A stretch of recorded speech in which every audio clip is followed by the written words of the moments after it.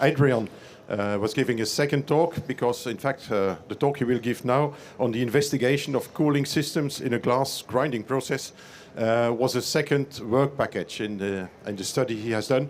But he will better explain it than I can do. So, Adrian, please.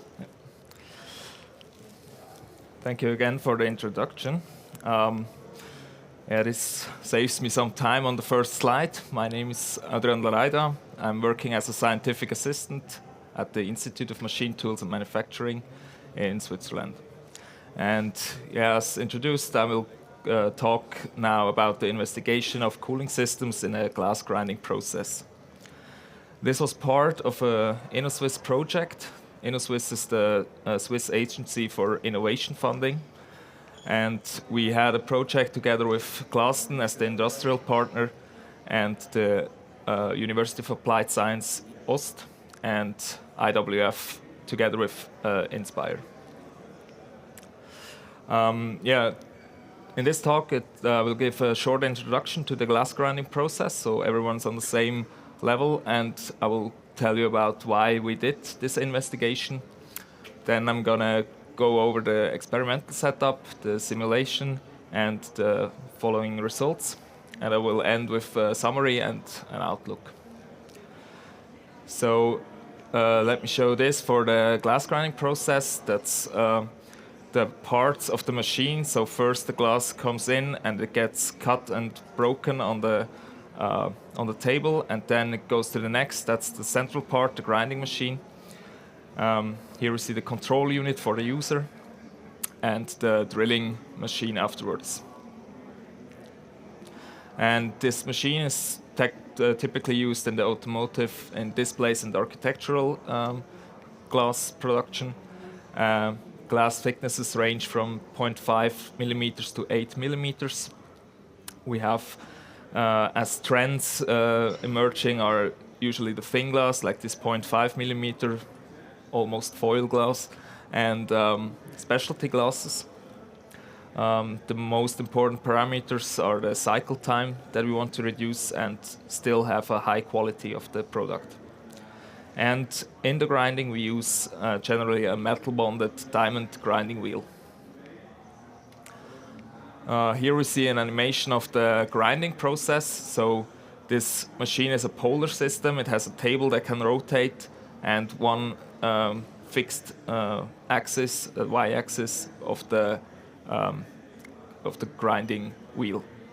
And usually it goes around once, and then it gets picked up and goes to the next station. And why we did this investigation? As you can see here, the red dot is the contact point of the grinding wheel to the glass. And as you can see, this contact point is constantly moving from the left to the right, or vice versa, because it's a polar system. And we have around this grinding wheel, we have distributed some static nozzles. But because this is moving, not all nozzles are necessary at all time. So we asked the question, is one dynamic nozzle which follows this contact point, would this be sufficient for cooling the process? And then we did some experiments. Here you can see a setup. It's the glass ranges from this side to this side. It's a circular glass. This makes it easy because then you have a static contact point. And we measured during the grinding, we measured the spindle current. This gives us data like this. So we have a beginning cycle where only the spindle is rotating, and then it starts grinding, and it has a quite constant phase during the grinding, and afterwards it's back on the idle level. And then we measured the grinding wheel diameter constantly, so that we always know this value quite exactly. And we used some casting silicone and pressed that on the grinding wheel to make some negative imprints. And these were then used to, under the 3D microscope, to analyze the grains.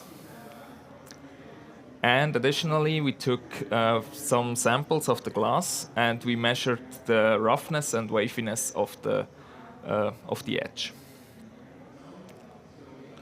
So we did 3 different experiment sets.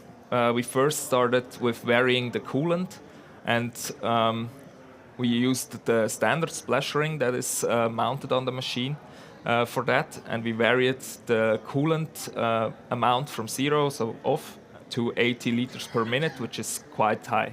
And we just wanted to see what influence has this on the current of the spindle. Then we wanted to look at the sharpening. Usually the grinding wheel is being dressed, like sharpened to every, let's say, 20 to 30 glasses to regain sharp grains. And we wanted to see what's the influence of the sharpening on the spindle current. So we tested different amounts of coolant, and in total we made 60 grinding paths around the samples. And then the big study was the comparison. For that we used the standard splash ring on 2 different coolant fluid levels, 30 and 60 liters. And we used from a previous project an optimized splash ring with looks almost similar to the standard one. It has a few more nozzles and their angle is a bit different. And then we 3D printed a test splash ring with only 1 nozzle, which is pointed directly at the contact zone. And this splash ring only uses 5.5 liters per minute because it's 1 nozzle and you can't really push more through that. And for each splash ring, we made 103 grindings around. And for the simulation, we developed at IWF a kinematic geometric tool, like a simulation tool. It's basically with own coded, and you can simulate drilling or grinding processes with that. We attach to this simulation 2 force models, one by Hacker, and the second one is from Merchant. Merchant is like one of the earliest models for orthogonal cutting. And it's to say that these models are basically for metal cutting. So, but it is what we had. It were simple models, and we wanted to see could it also work for glass grinding. And then we had 2 setups. We had one with a flat edge, like a perpendicular edge, and the already C-shaped edge. And because when we want to simulate the full number of grains, which is on this grinding wheel, is around 80,000, it's computationally expensive. So we calibrated the simulation using this flat profile, and we then reduced the grain density, so and tested it on the C-shaped profile. Yeah, let's go straight to the results. That was from the first investigation. We checked what does the coolant water flow alone without grinding have an impact, and we can see that when we don't use coolant, the spindle runs with around 2 amperes, 2.1 amperes, and then it slightly goes higher, and then you have a linear section, and then it goes a bit less steep. And like the reason for that is obviously the resistance from the water, which is falling on the grinding wheel. And here with 20 liters, you don't have a linear increase because a lot of water is sucked back and not even touching the grinding wheel. Then you have this linear stage, and then it doesn't go linearly with 80 liters because it's so much water that not all water hits the grinding wheel. And then you have this the results from the spindle current for the second one with the sharpening. First thing you can see this squiggly lines, and it's because we found out it was a bit of an issue that we had 2 numerical controls for the repetition of grinding around this, and the second control was kind of limited. So the it was not as fast to grind around, so the current is lower.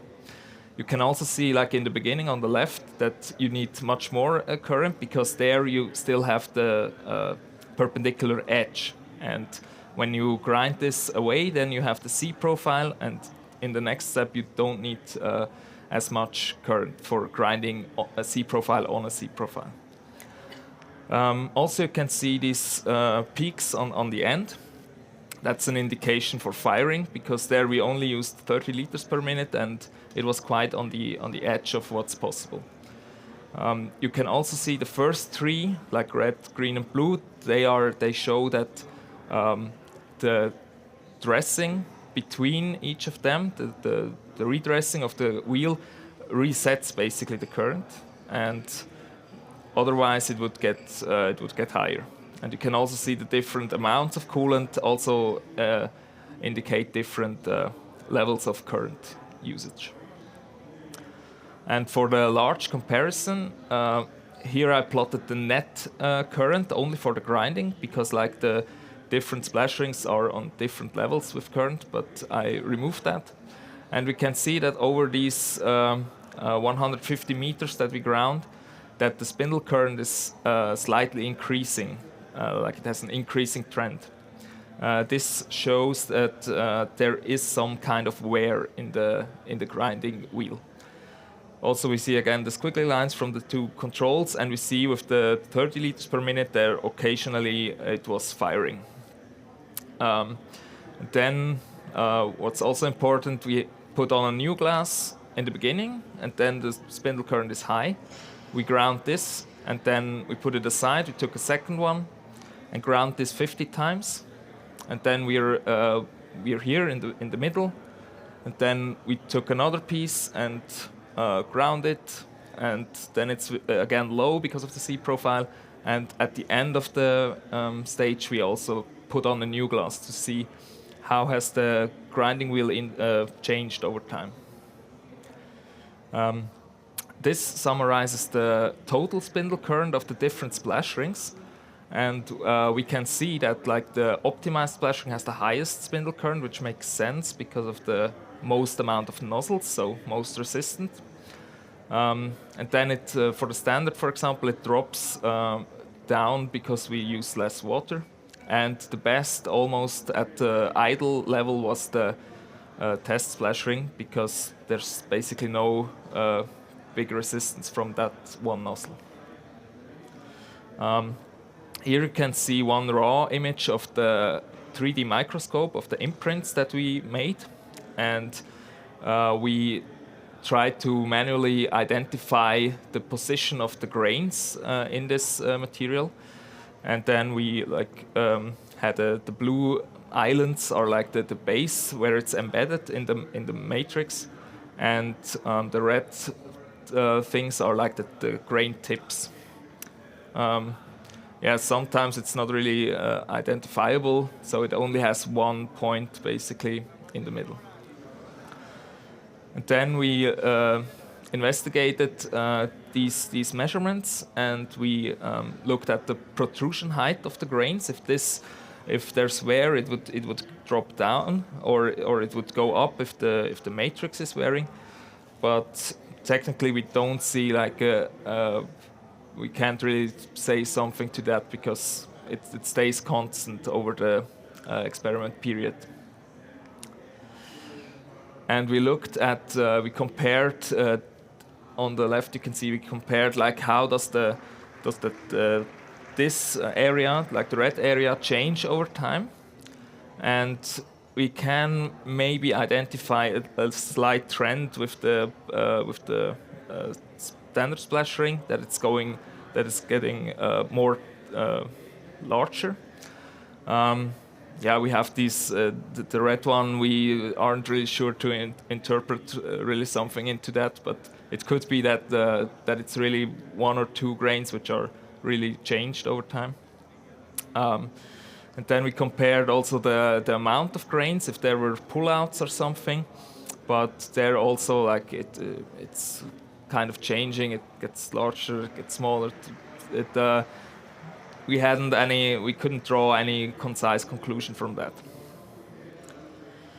And also the diameter measurement of the grinding wheel. We used the flat surface as a base reference, and we looked basically at the bottom of the C profile, and then we looked over time how this changes, and also here like the range is the range is not really changing. It's almost in the resolution of the measurement device itself. And for the profile measurements, on the left you can see a raw profile, how it looks like, and you can see this wavy lines. And if you make an autocorrelation of that, you can get the frequency, and it's at around 110 Hertz, and also a bit depending on the glass sheet radius. And we concluded that this has to do with either the machine or the spindle, which is not kind of oscillating, because this 110 Hertz around is the rotating speed of the wheel. And then from these raw profiles, we extracted the arithmetic roughness and waviness.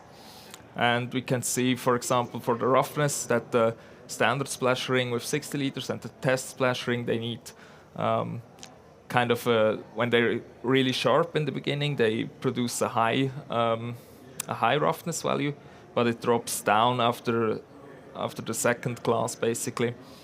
And at the end, some of the lowest roughness values were with the test splash ring and with the optimized splash ring.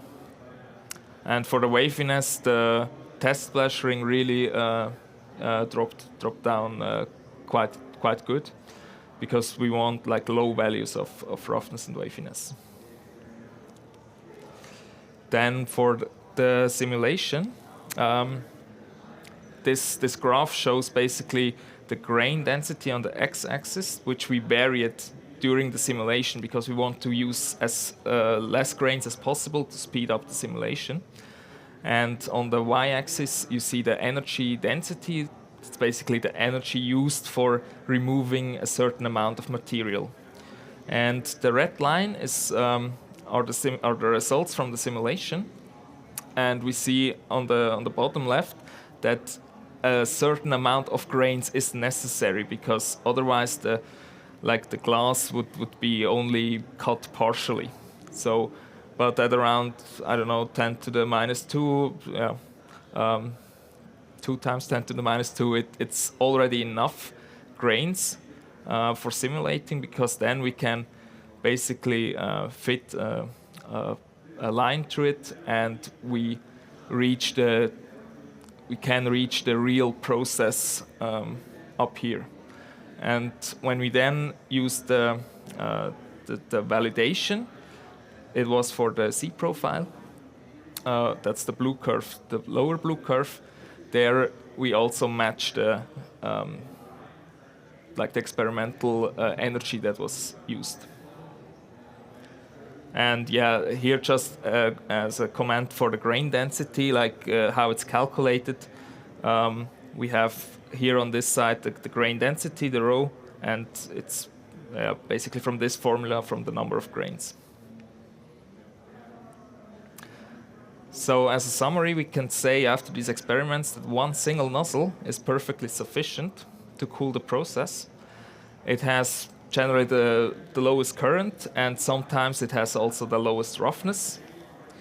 And the only observable wear is the dulling of the grains, because we hadn't pullouts or breakouts of